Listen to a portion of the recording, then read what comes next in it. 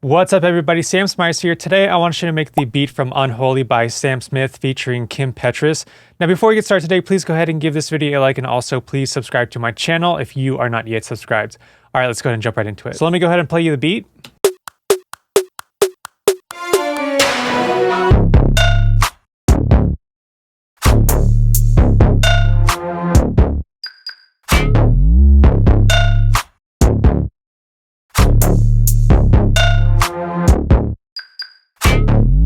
So as you can tell, this beat is really simple, and I think the reason is because Sam Smith has such a strong vocal, and then he has all of these other vocals and the backgrounds and harmonies in this track, and the producers probably didn't want to clutter up the track too much with the beat. So the style of this beat is using quite a lot of hyperpop samples, specifically from the Sophie pack on splice.com. So let me start going through some of these sounds. Now this first sound, I just created part of this fill that goes into the beat. There's a couple of fills throughout the track, but overall this is how the beat sounds, this part. That's basically it.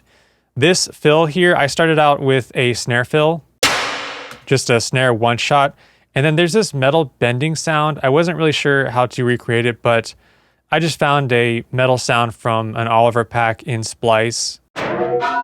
And then I just warped it and chopped it up a tiny bit to get that sound. So together, this snare and this metal bend sound like this. And then there is a snare that I believe is exactly from the Sophie pack. It's this Sophie snare 15. And then it's layered with a clap sound.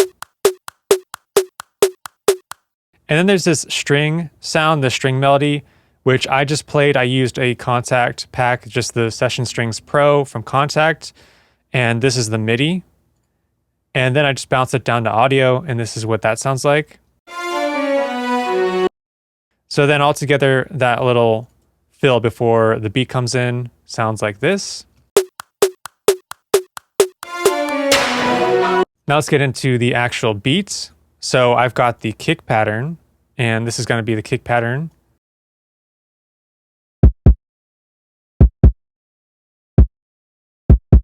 And that can just be any kind of hip hop kick. I have this from the FKI first pack, just a very tight hip hop kick.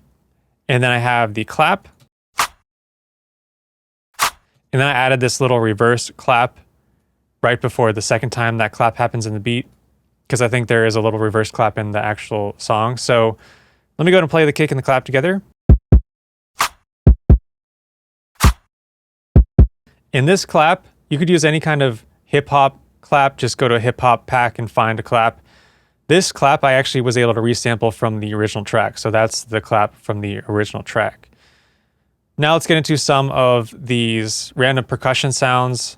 There's a couple of beep sounds that happen in the beat, and that was just, I searched a beep sound and put those in.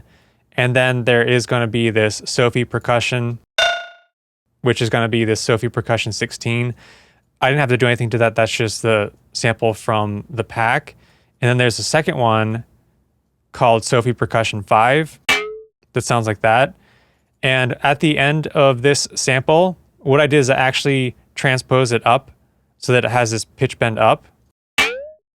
And I just did one semitone, so it bends up like that. Without that, it sounds like this. So there's that little bend up because I feel like it does that in the track. And then there are these hi-hats that come in later on in the song.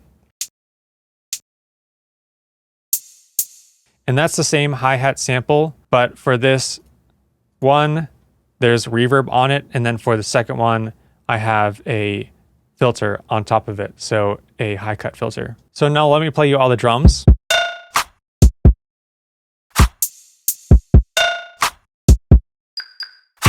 Now after the drums, there is this little reverse string effect. And I just found a string sample and then reversed it. And I found it for whatever that note was. I believe it was just a D minor. And then so after that sample, it's going to be the bass. So I've got the 808 bass. And for the 808 bass, there is a pitch bend on this last note.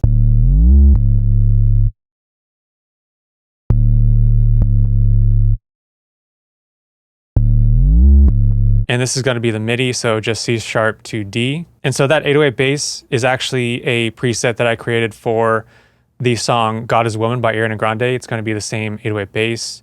And essentially it's just going to be the analog BD sine. And then you can add on a noise like a kick noise just for some initial transient. And then I have this envelope shaped like this. So we've got that really long release.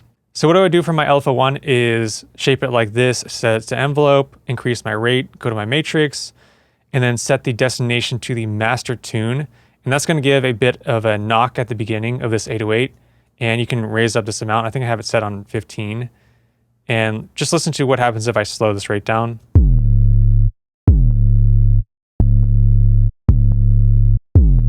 So even if you do a slow rate like that, that can give you a cool effect.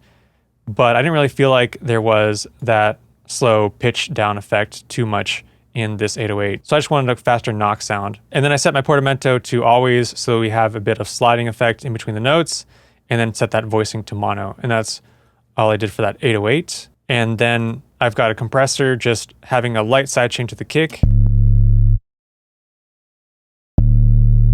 Not as heavy of a sidechain as I would use if I were doing something like EDM. So let's go on to the bass pluck now.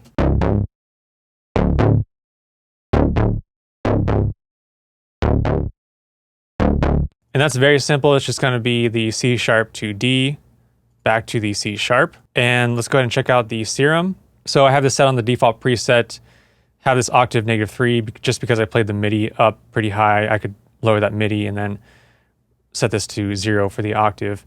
So the unison is going to be 7. I raised up that D tune. And then the envelope one is shaped like this. And then I assigned it to the cutoff filter, have that at MG low 24, raised up that drive, gave it a bit of resonance, and raised this fat all the way up. So let's turn that down.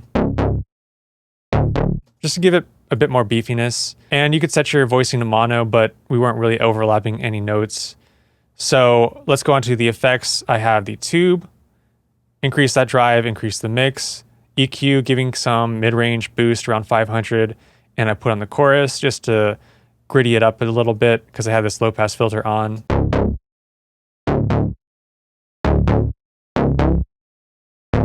And then I have another filter just because I would like using the drive knob on the filters to give it some extra drive. You can hear what effect that has. And then I have this cutoff set at about 10 kilohertz because I didn't want too much brightness, and MG low 18. So that's how I created that bass pluck. So let's listen to the bass and the bass pluck now, the 808 bass and the bass pluck.